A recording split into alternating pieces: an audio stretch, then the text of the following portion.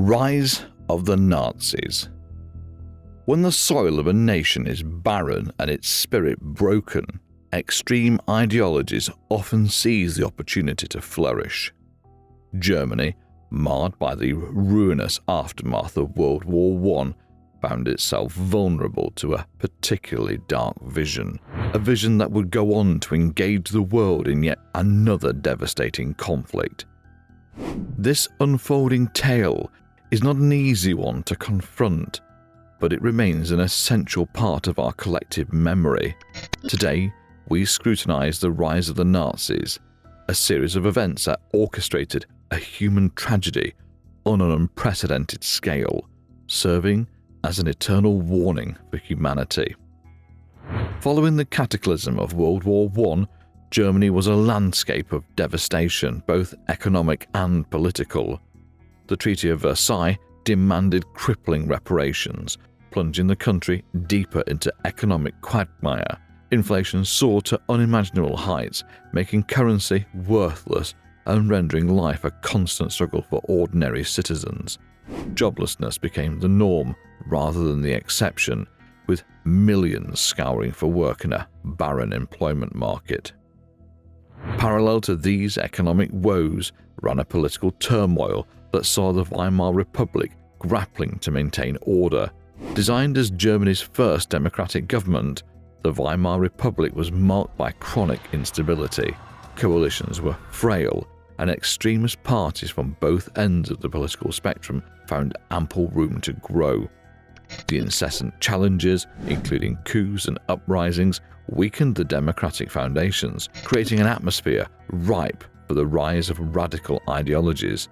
In this chaotic setting, the stage was set for the emergence of the National Socialist German Workers' Party, better known as the Nazis. Emerging from the chaotic socio-political landscape of Germany, the National Socialist German Workers' Party, or Nazi Party, presented itself as a solution to the nation's multifaceted crises. Founded initially as the German Workers' Party in 1919, it quickly adapted its message to encompass a blend of fervent nationalism and visceral anti-Semitism. The party's early platform sought to unite a fragmented society by promoting the idea of racial purity and laying blame on specific groups, primarily Jews, for the country's downfall. The propulsion of the Nazi Party into mainstream politics is closely tied to Adolf Hitler, who joined the party in its infancy. Hitler was no ordinary member. His oratory skills were unmatched, turning him into the party's most influential spokesperson. His ability to engage crowds and spread propaganda contributed significantly to the Nazis' popularity. Hitler used emotion-charged speeches and charismatic rhetoric to present the Nazi Party as Germany's only viable path to recovery and glory, thus laying the foundation for a dictatorship that would plunge the world into chaos. An important, though unsuccessful, chapter in the rise of the Nazi Party may be found in the Beer Hall Putsch of 1923. Orchestrated primarily by Adolf Hitler and other Nazi leaders, the aim was straightforward but audacious: to overthrow the Weimar government. Gathering a sizable force, they interrupted a meeting in Munich's Bürgerbraukeller, a large beer hall, aiming to seize control of the Bavarian state government. Hitler proclaimed a national revolution and planned to march on Berlin. However, the plot swiftly unraveled. Faced with staunch resistance from government forces, the insurrectionists were dispersed, leaving behind casualties and a trail of failed ambitions. Hitler was arrested and later sentenced to prison, where he found time to pen Mein Kampf. This book, which outlined his ideologies and future plans for Germany, would become the foundational text of the Nazi movement. Though the Beer Hall Putsch was an operational failure, its aftermath allowed Hitler to refine his strategies and solidify his grip on the Nazi Party, preparing the ground for future endeavours. After the failed Beer Hall Putsch and Hitler's subsequent imprisonment, the Nazi Party needed Reorganization to re-enter the political arena. Upon Hitler's release, strategic changes were implemented to broaden the party's appeal. The adoption of the swastika symbol and the creation of the Hitler Youth aimed at injecting a newfound energy into the movement, making it more appealing to a wider audience. Integral to this reorganization was Joseph Goebbels, the man who would become synonymous with Nazi propaganda. Goebbels took charge of the party's messaging, employing innovative methods such as film, radio, and mass rallies to disseminate the Nazi ideology. His aptitude for manipulation was instrumental in indoctrinating the German populace, converting abstract notions of nationalism and anti-Semitism into unquestionable societal norms. This concerted effort at rebranding and effective propaganda succeeded in gradually elevating the Nazi Party from the fringes of political discourse to a mainstream powerhouse, setting the stage for their complete seizure of the German state. The path to authoritarian rule is often paved with moments that tip the balance of power. For the Nazis, the Reichstag fire in 1933 served as such a catalyst. The German parliament building went up in flames under mysterious circumstances, and the Nazi Party seized this opportunity to stoke public fear of a communist uprising. The incident gave Hitler the pretext to demand extraordinary measures for the protection of the people and the state. Shortly after the fire, the Enabling Act was passed, ostensibly as a temporary measure to deal with the national emergency. However, its implications were far-reaching. The act effectively dissolved the Reichstag's legislative powers, transferring them to Hitler's cabinet. Constitutional checks and balances were dismantled, allowing laws to be enacted without Reichstag approval, including those that altered the constitution itself. The Enabling Act provided the legal scaffolding for the Nazis to establish an absolute dictatorship. It became the cornerstone upon which the party built a regime that sidestepped constitutional governance, rendering the Reichstag redundant and concentrating immense power in Hitler's hands.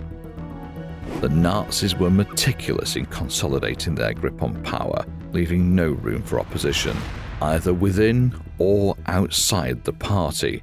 A striking example is the Night of the Long Knives in 1934, a brutal internal purge that eliminated key figures in the SA, the Nazis' own paramilitary organization. Seen as a potential threat to Hitler's authority, the SA leadership, including its chief Ernst Röhm, were summarily executed or arrested. This move not only reinforced Hitler's control over the Nazi Party, but also won him the loyalty of the German army, which had viewed the SA with suspicion.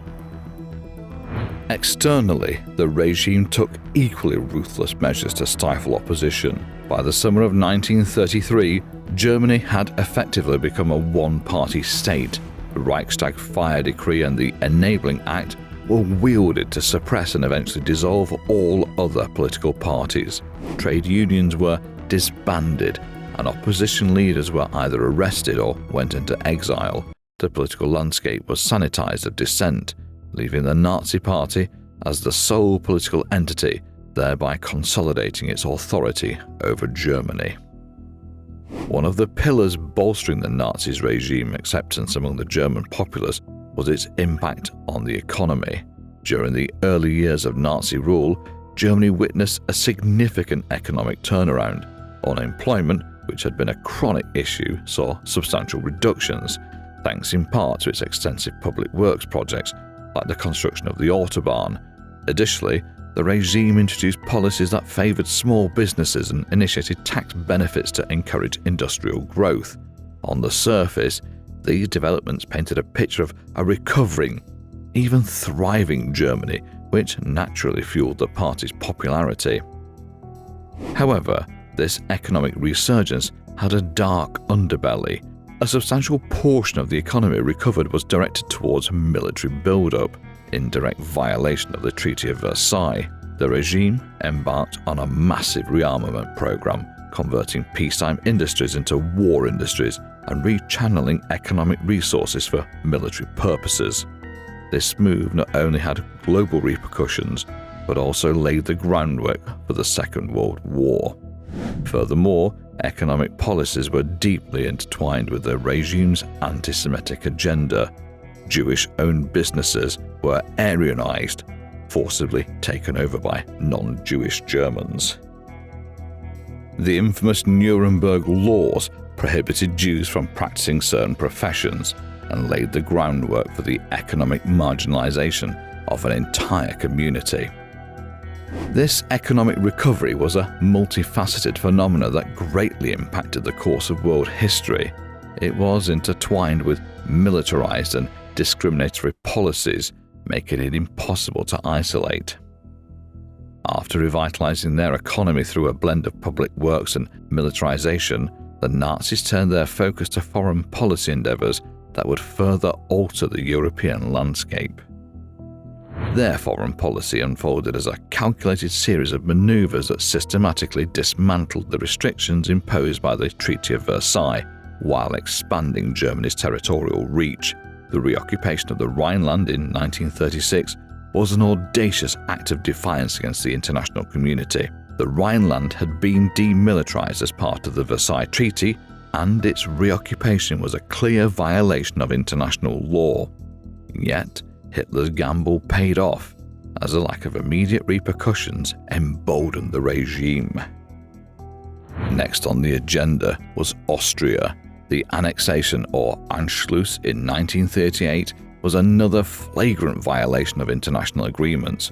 Austria was incorporated into Germany, erasing its sovereignty under the guise of unifying all German-speaking peoples. Once again, the world watched but did little to intervene, emboldening the Nazi regime further.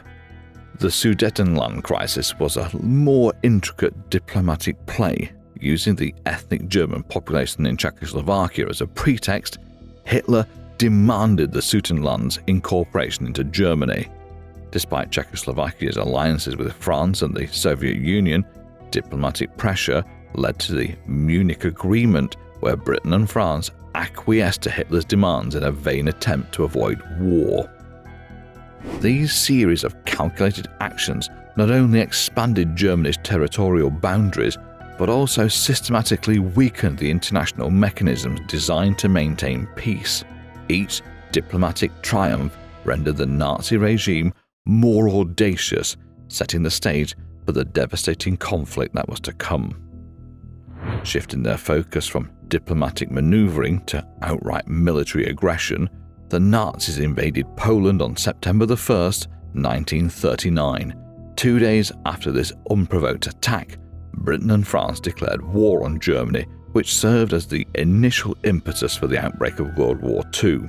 The invasion was swift and brutal, demonstrating Germany's military prowess and setting in motion a chain of events that would engulf the world in conflict. Parallel to this aggressive move was the signing of the Molotov Pact with the Soviet Union, a non-aggression treaty that shocked the world. Although ideologically opposed, the two nations found common ground in their mutual interests to redraw Eastern Europe's borders. The pact not only provided Germany with a strategic advantage by securing its eastern front, but also allowed for the division of Poland between the two powers. The agreement held a veneer of diplomatic cordiality, but was underlined by ruthless pragmatism, as both regimes sought to expand their influence at the expense of smaller nations. And so, one of the bloodiest battles in the world started like this. The rise of the Nazis was a mix of smart moves and dark choices that led to a terrible war. This story shows us how dangerous it can be when one group gets too much power. If you want to keep learning about important events like this, hit the subscribe button and turn on notifications so you won't miss our next video.